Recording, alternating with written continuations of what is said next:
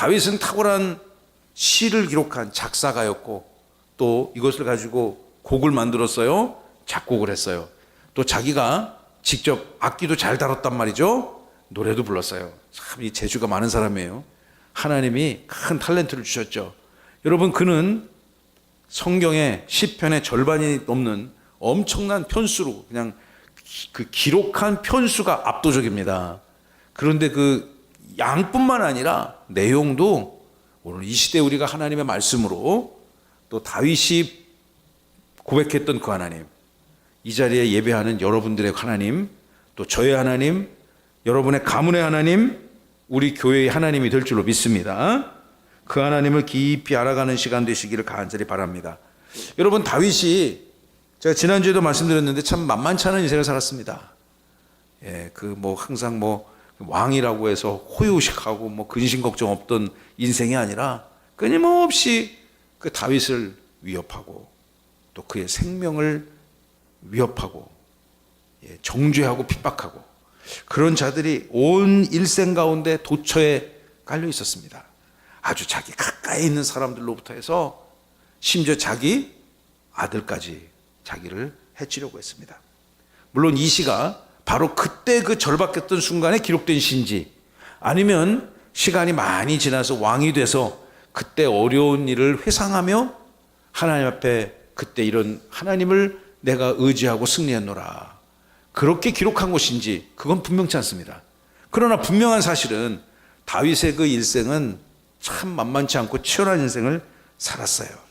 고통과 환난 중에 그리고 상당히 그 곤고한 상황 속에 그의 인생이 놓여져 있었습니다. 그럴 때 그는 하나님을 더 깊이 알아가기를 힘써야 했었습니다. 오늘 이 밤에 예배하는 여러분들이 진실된 하나님, 다윗이 고백했던 그 하나님을 소유하신 은혜가 있기를 바랍니다. 자, 우리 11절 14절 말씀을 바로 들어가죠. 이 다윗은 이런 하나님을 노래했습니다. 고난당하는 자의 피난처가 되시는 하나님. 믿으시면 아멘.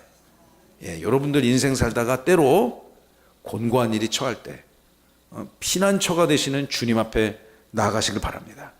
그 소나기가 오면은 소나기를 굳이 맞을 필요가 있을까요?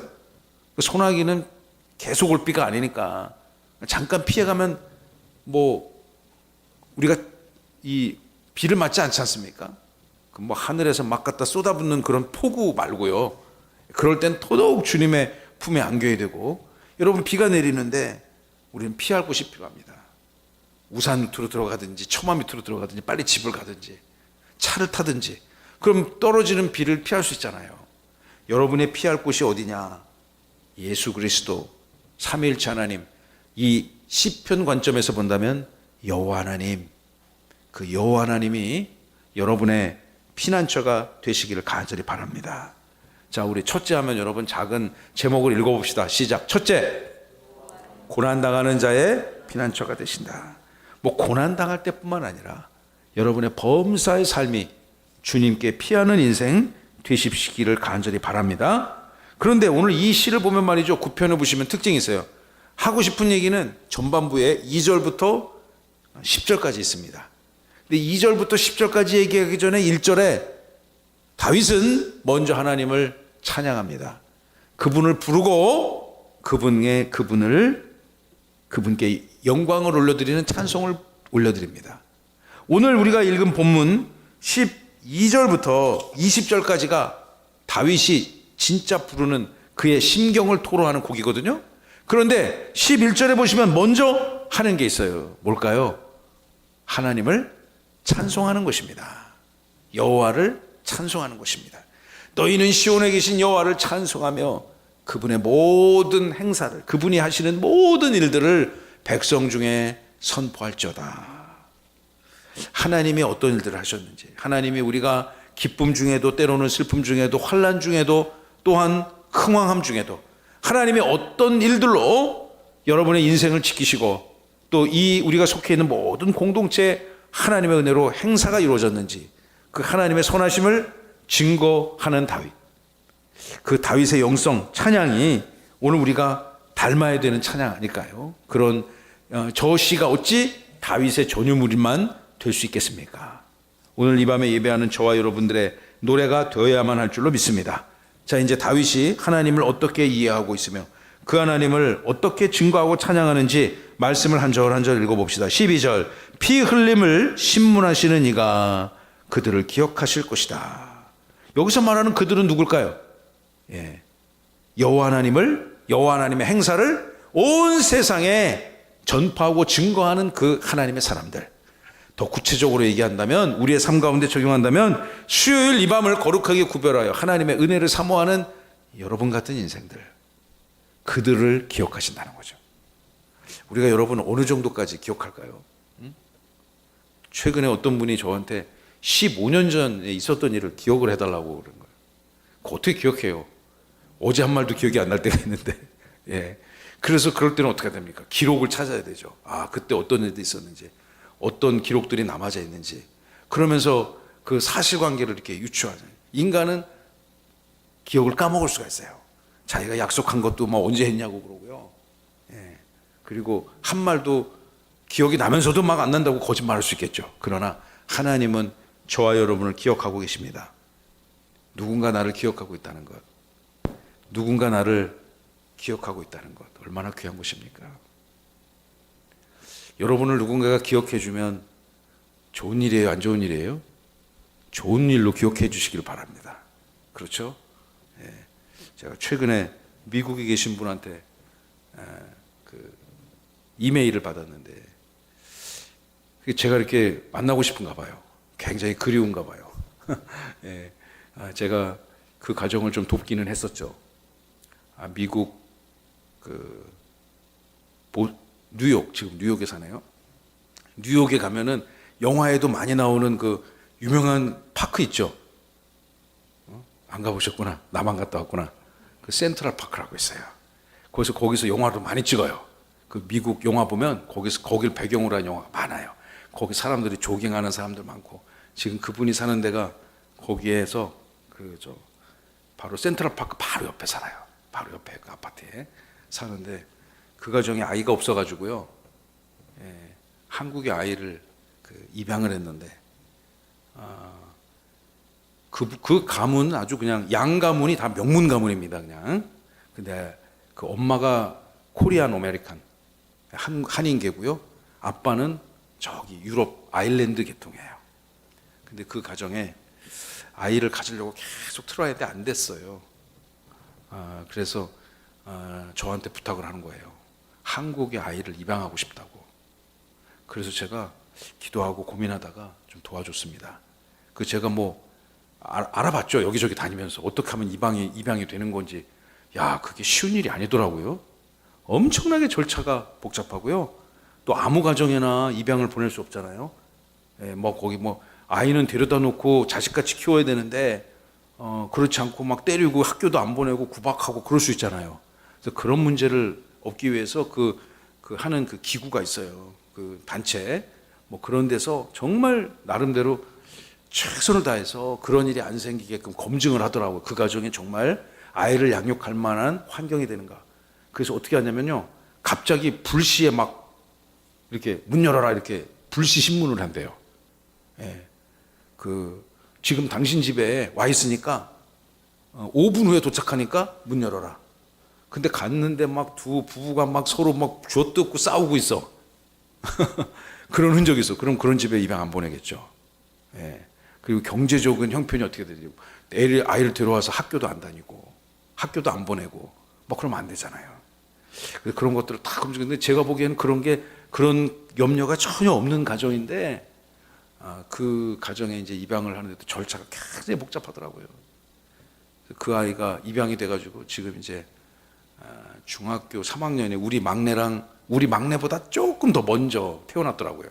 생년월일을 보니까. 중학교 3학년쯤 됐겠네요.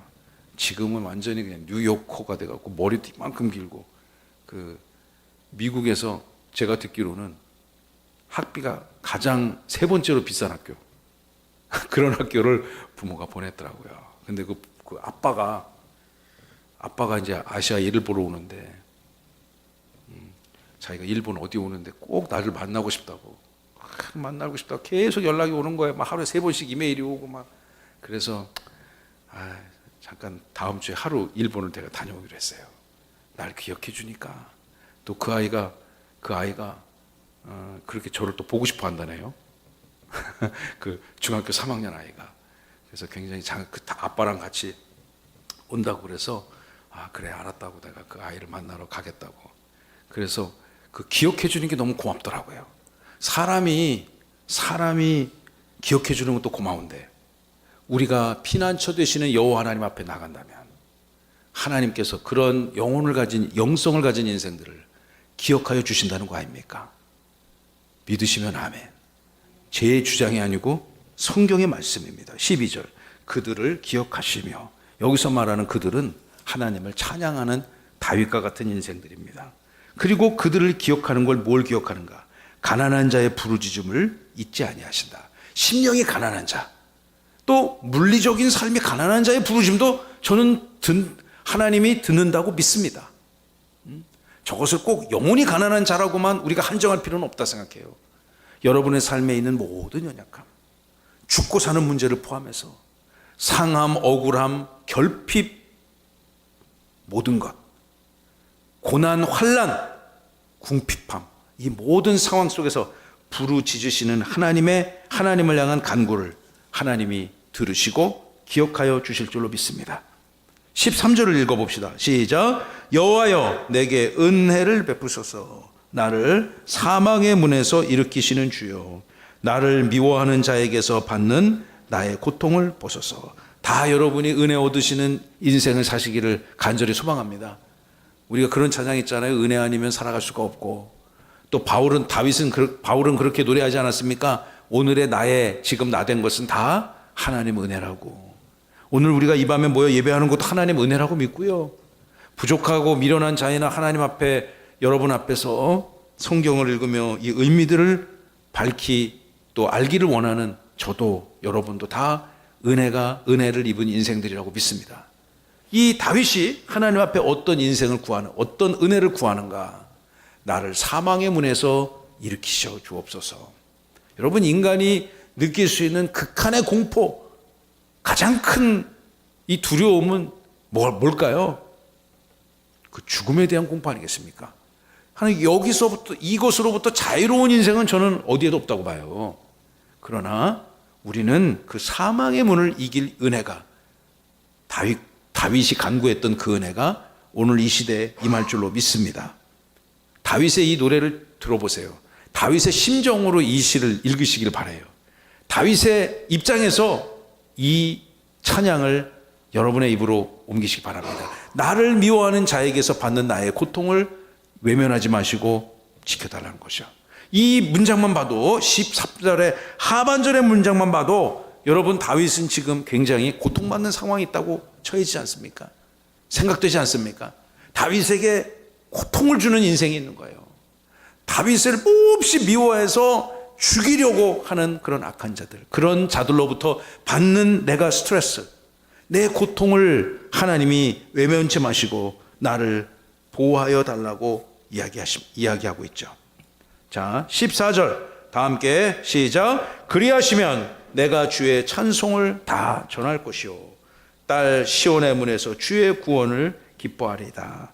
결국 다윗은 어떤 하나님을 원하는가, 어떤 하나님을 알기를 원하는가? 그가 환난과 고난 중에 있을 때, 그가 부르짖을 때 그를 기억하여 주시는 하나님, 물론 그 하나님이 오늘 여러분의 하나님이 될 줄로 믿습니다. 다윗은 또 두 번째 15, 17절에 이어서 이런 하나님을 노래하고 있어요.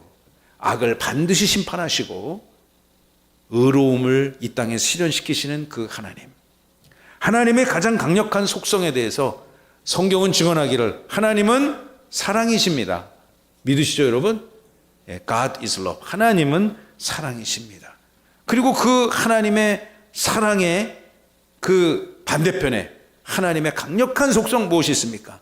하나님의 정의로움, 하나님의 공의로움 아닙니까? 의로우신 재판장으로서 선과 악을 판단하시는 그 하나님, 그 하나님을 다윗은 노래하고 있는 거예요. 자, 15절을 보십시오. 재밌는 표현이 나옵니다. 다윗의 상황이 얼마나 간절한지요.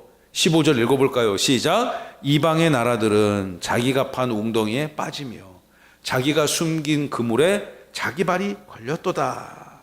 이 다윗이 이 자기 인생을 돌아보니까 어느 특정 시점에 자기를 괴롭히려고, 자기를 핍박하려고, 다윗을 죽이기 위해서 악한 자들이 구덩이를 잔뜩 파놨어요. 아주 깊게, 좁게. 한 번 빠지면 나오지 못하게. 한 번 빠지면 나오지 못하게. 구덩이를 파가지고 사냥도 하잖아요. 제가 어렸을 때 어렸을 때 산 곳이 아주 강원도 시골이었습니다. 뭐 시골이라기보다는 거기는 산골이었어요. 그러니까 이 농사를 짓는 것도 어떻게 보면은 여의치가 않아요. 왜냐, 농사를 지으면 이렇게 평평한 땅이 있어야 되지 않습니까? 근데 거기는 그 아주 치악산 저 반대쪽 뒤쪽에 산골이라서 그 겨울에는 남자들이 할 게 없는 동네였습니다. 정말 남자들이 할 게 없어요. 뭐 장작 패고 뭐 이런 거 외에는 생산 활동을 할 게 없어. 그러니까 그 동네 아저씨들이 그 다 뭐 하냐. 아침에 눈 뜨면 어디 모이는 데가 있어. 사랑방 같은데. 지금이야 거기가 완전 딴 동네가 됐더라고요. 아주 그냥 유원지가 됐던데, 제가 수년 전에, 한 10년 전에 가보니까 여러분 거기 가서 아저씨들이, 그 동네 아저씨들이 다 모여가지고 뭐 하냐면은 뭐 할 것 같아요, 여러분? 성경 공부할까요? 이렇게 시편 공부할까요? 뭐 하냐면 이제 카드 하는 거야. 그것밖에 할 게 없어. 내가 봐도. 내가 어렸을 때 보니까. 그럼 이제 그렇게 하다가 출출해. 그럼 뭐 할까요? 막국수 삶아 먹어요. 국수 삶아 먹고, 심심하면은 이제 나가가지고 그 개울가 가가지고 개구리도 잡아먹고 뭐 토끼도 잡아먹고 막 멧돼지도 잡아먹고 그러는 거예요. 저도 많이 얻어 먹었죠. 그때 우리 아버지가 거기서 그 시골 학교 교장 선생님이래 가지고 제가 방학 때 이렇게 놀러 가면은 그 어르신들이 저를 굉장히 많이 이뻐했었어요. 저는 이제 시내에서 살았고요. 그런데 거기 이렇게 큰 구덩이를 간혹 팔 때가 있어요. 구덩이를 그 산에 비탈에 구덩이를 파나요. 그리고서는 이제 이렇게 싹 덮어놓고 말뚝을 이렇게 딱 박습니다. 그리고 철사 같은 걸로 딱 캐놓고 여기다 팻말을 붙여. 이거는 멧돼지를 잡기 위해서 구덩이를 파놓은 거다. 절대 여기 들어가지 마라. 그렇게 팻말을 써요. 왜? 멧돼지는 한글을 못 읽으니까. 사람이 들어가면 빠져서 그러는 거죠. 멧돼지는 한글을 들으니까 거기 들어가 빠져. 그런 그 큰 멧돼지가 잘 죽지도 않아요, 거기 들어가면. 근데 그 구덩이에 깊게 파니까 못 나오게 아주 좁고 깊게 판 그 구덩이를 제가 본 기억이 나는데, 이 말씀을 묵상하다가 제가 아까 낮에 그 생각이 나더라고요. 내가 오전엔 얘기를 못 했는데, 다윗을 빠뜨리려고 이 악한 악당들이, 요즘 말로 하면은 빌런들이, 아주 그 못된 자들이 다윗을 괴롭히기 위해서 깊고 좁게 구덩이를 빠뜨렸어요. 근데 누가 빠졌어요? 1번 다윗, 2번 구덩이 판 사람. 시작. 구덩이 판 놈들이 빠졌다, 그 얘기야. 다윗이 정말 이렇게 시를 아주 그냥 현실감 있게 이해하기 쉽게 썼습니다. 저 이방의 악한 자들이 자기가 판 구덩이에 빠져 다윗을 빠뜨리려고 했는데 자기들이 빠졌어요. 또 계속 후반절을 보시면요, 자기가 숨긴 그물에 자기 발이 걸렸어요. 그물을 곳곳에 올가미를 쳐놨어요. 덫을 쳐놨어요. 누구 잡으려고요? 다윗을 고난에 빠뜨리려고요. 그런데 결국 그 올무에 대롱대롱 매달리는 거, 여러분 누굽니까? 다윗이 아니라 다윗을 괴롭히는 악한 자들. 이런 걸 보고 뭐라고 그래요? 다 걸렸어. 내가 걸려야 되는데 나를 잡기 위해서 그들이 걸렸어. 이걸 뭐라고 그러죠? 에라 쌤통이다 그러잖아요. 그죠? 다윗이 긴 시간이 지나서요, 야, 그때 20년 전에 30년 전에 나를 구덩이에 빠뜨리고 나를 그물에 얽어매려고 했던 그 악한 자들, 그 자들이 구덩이에 빠졌고 그 자들이 그물에 걸려서 대롱대롱 매달렸다. 그러니까 다윗이 깔깔깔깔대고 웃으면서 에이 쌤통이다. 이러한 모든 환경을 이끄시는 분이 누구시다? 공의를 실행하시는 여호와 하나님이라는 거예요. 공의를 실행하시는 여호와 하나님, 정의를 선하게 추구하시는 그 하나님, 그 하나님이 다윗의 하나님이고 제가 믿는 하나님이고 여러분이 믿는 하나님인 줄로 믿습니다. 아멘. 여러분 보세요. 이 성경 전체가 하나님의 공의로움을 기록하고 있어요. 다윗은 이렇게 행하지 않습니까? 하나님이 왜 그럼 자기에게 그렇게 정말 이 자기를 쫓아오고 죽이려고 하는 악한 자들을 곤경해 그들의 꾀에 자기 꾀에 자기가 넘어가는 거 아닙니까? 여러분, 이게 우리 인생 사는 과정 중에서도요, 자기 꾀에 자기가 넘어가는 그런 미련한 인생들 많이 있습니다. 우리는 하나님의 지혜를 구하며 삽시다. 할렐루야. 다윗처럼 이런 멋진 시, 정말 하나님이 들어서 막 너무 즐거운 그런 찬송을 올려드리며 하나님 앞에 영광을 올려드리는 저와 여러분 다 돼야 될 줄로 믿습니다. 16절을 보십시오. 시작. 여호와께서 자기를 알게 하사 심판을 행하셨으며 악인은 자기 손으로 행한 일에 스스로 얽혔도다. 여호와께서 자기를 알게. 우리 하나님 여호와께서는요, 당신의 사랑하는 백성들 다윗을 포함해서 저와 여러분들이 이 땅에 당신의 택정마신 그 귀한 인생들이 그 여호와 하나님이 누군지 정확히 알기를 원하시는 것입니다.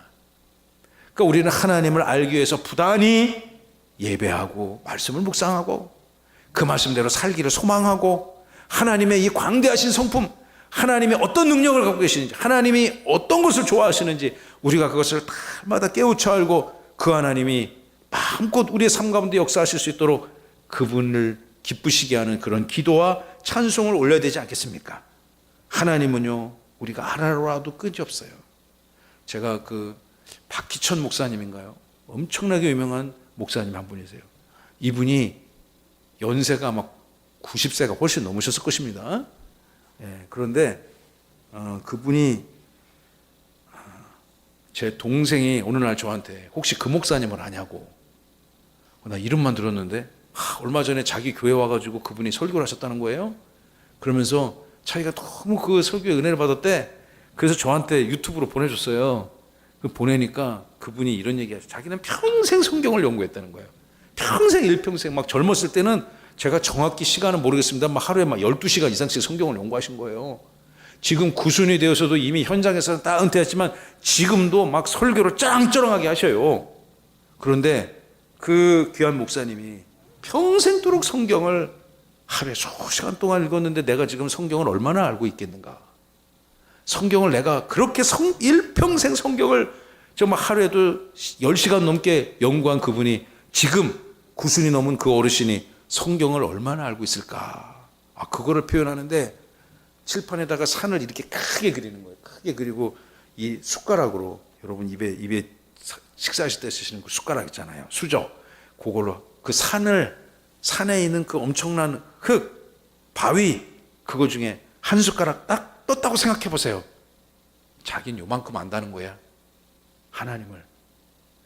야, 진짜 그 성경을 평생 연구한 그 대가가 인생의 노년에 딱 하나님을, 자기는 그 광대하신 하나님을 딱 요만큼 안다고 고백하는데, 야, 우리는 하나님 아는 것도 아니에요. 그분에 비하면요. 여러분, 우리 날마다 하나님 알아갑시다. 할렐루야. 예, 하나님을 근데 저절로 가만히 있으면 이게 알아지지가 않아요. 응? 어떻게 해야 돼요? 여러분이 성경을 읽고 묵상하고 그 말씀을 또 바르게 듣고 해석하고 그 말씀을 또 삶으로 살아내면서 그 하나님이 실제적으로 어떻게 여러분의 인생 가운데 개입하시고 또 이끌어 가시는지를 다윗처럼 누릴 때 우리 고백할 수 있는 것 아닙니까? 지성과 영성이 압도적으로 탁월한 시대를 이끌어가는 그리스도의 자녀들 다 되시기를 간절히 바랍니다. 18절, 16절을 다시 보시면 여호와께서 자기를 알게 하셨고 심판을 행하셨다. 악한 자들이 아무리 잔꾀를 부려도 하나님이 그것들을 다 그들의 악을 오늘날의 선으로 바꾸셔서 악인들이 자기가 한 손으로 행한 일에 스스로 얽혔어. 그냥 막 실타래가 그냥 막 이렇게 얽혀 그거 푼다고 생각해 보세요. 그거 풀기 어렵잖아요. 스스로 엉망진창 뒤죽박죽이 돼버렸어요.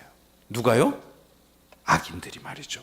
하나님의 공의를 정죄하고 하나님의 영광을 가리웠던, 다윗을 정죄했던 그 악한 인생들. 여러분, 이런 시가, 다윗이 이런 시를 정말 리얼하게 지어가지고 하나님을 찬양한 것입니다. 이 시는 성경입니다. 여러분이 읽을 때마다, 묵상할 때마다 영원한 역사의 주관자여 참된 재판장 되시는 우리 구주 예수 그리스도, 우리 여호와 하나님 앞에 여러분의 인생이 보호를 받고 또 안위함을 받게 될 줄로 믿습니다. 자, 오늘 마지막 본문 이 후반부에 18절부터 20절에는 이런 하나님을 다윗은 기억하고 있어요. 자, 시작. 여호와는 가난하고 연약한 자의 소망이 되시는 분이시다. 힘들더라도 우리가 기다려지는 뭔가 좋은 것, 바라고 구하고 소망하는 모든 것, 그 소망. 군대 가면요, 저는 뭐 군대 갔다 온 지가 꽤 오래됐습니다. 이제 30년도 훌쩍 넘었는데 그렇게 그냥 집에 가는 날짜가 기다려져요. 그럼 이제 신병이 딱 갔어. 자, 그러면 이제 그 군대는 이제 툭 건드리면 관등성명, 자기 이름을 탁 부르잖아요. 계급을 부르고 자기 이름을 누구 이렇게 얘기하잖아요. 제가 전방에 딱 갔는데 이 짝대기 4개 병장, 야, 그 짝대기 하나만 더 달아주면 날아갈 것 같단 말이죠. 왜냐, 많이 달아야 집에 갈 거 아닙니까? 난 하나밖에 없는데 저 사람은 4개야. 얼마나 부러운지요. 그 사람 이제 집에 갈 때가 다 됐어. 그럼 그래요. 야, 신병. 그러면 이제 관등성명 붙잖아요. 이병 김관식 이런 식으로. 미안해요, 장로님. 우리 동갑이야, 친구. 여러분, 그러면은 너 집에 언제 가냐? 그러면 오늘 2026년이니까 2027년 12월 30일입니다. 그게 자기 소망이야. 그죠? 그날만 기다리고 있어. 그럼 그 사람이 그래? 그 군복무 열심히 해야지. 그렇게 대답하는 게 아니라 약 올리려고 이렇게, 야, 그날이 오냐? 그날이 오냐? 와야지. 안 오면 큰일 나죠. 우리 모두 소망이 있어요. 그죠? 그리고 그냥 하루하루 그 날짜 마음속으로 깎여뼈 하면서 그 제대하는 날을 기다리지 않습니까? 얼마나 긴지요? 거기 가면 하루가 길어요. 이 사회생활 할 때 그 하루하고는 다른 것 같아. 물론 물리적으로는 똑같겠지만 이 심적으로 느끼는 거는 참 길어요. 그럼에도 그 기다리는 날짜가 있으니까 소망이 있는 거 아닙니까? 우리는요, 예수 믿는 사람이에요. 할렐루야. 우리는 세상 사람하고 달라요. 세상 사람들이 갖고 있는 소망하고는 다른 소망을 가져야 돼요. 우리는요.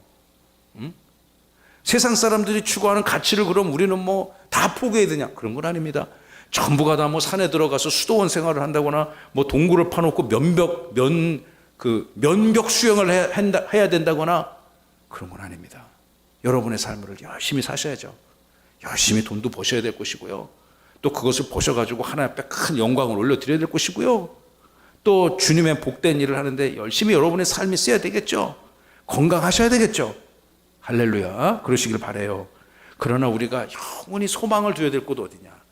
천국의 소망이고 하나님에 대한 소망을 우리는 가져야 될 것입니다. 동의하십니까, 여러분? 저는 그렇게 살려고요. 다윗처럼.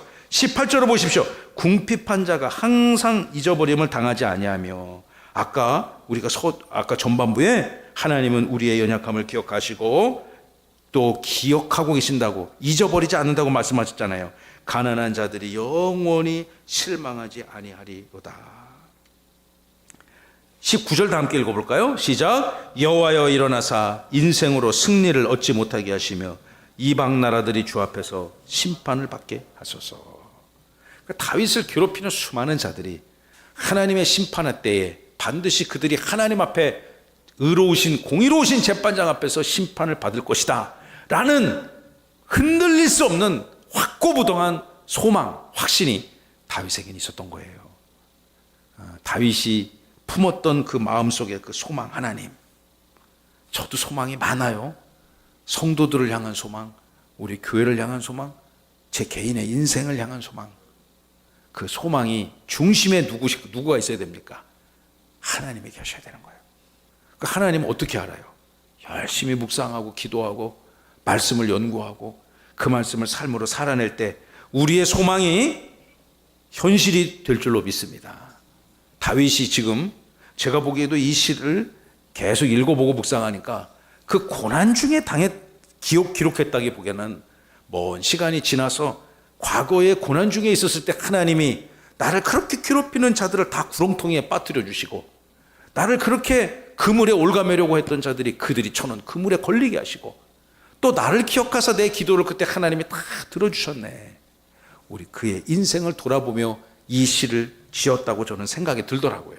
아무튼 이런 시, 환난 중에도 피할 초소가 되시는 그 하나님, 그리고 오늘의 우리의 삶의 연약함을 주님께서 헤아려 주셔서 하나님의 공의로 심판으로 회복시켜 주실 그 하나님, 그리고 나의 연약한 삶이 하나님의 은혜를 입을 것이라는 그 소망을 중심이 되는 그 하나님, 다윗이 이런 하나님을 노래했다는 거죠. 그 하나님이 오늘 우리 하나님, 이 민족의 하나님, 우리 교회 하나님이 될 줄로 믿습니다. 여러분은 혼자가 아니에요. 하나님이 여러분 구원하셨어요. 할렐루야. 믿으시면 아멘. 야, 그 하나님 앞에 여러분의 인생에 초점을 맞추시고 소망을 두시고 오늘도 넉넉히 승리하시는, 항상 주님께 은혜 얻으시는 여러분 모두가 되시기를 주님의 이름으로 축원하고 간구하고 소망합니다.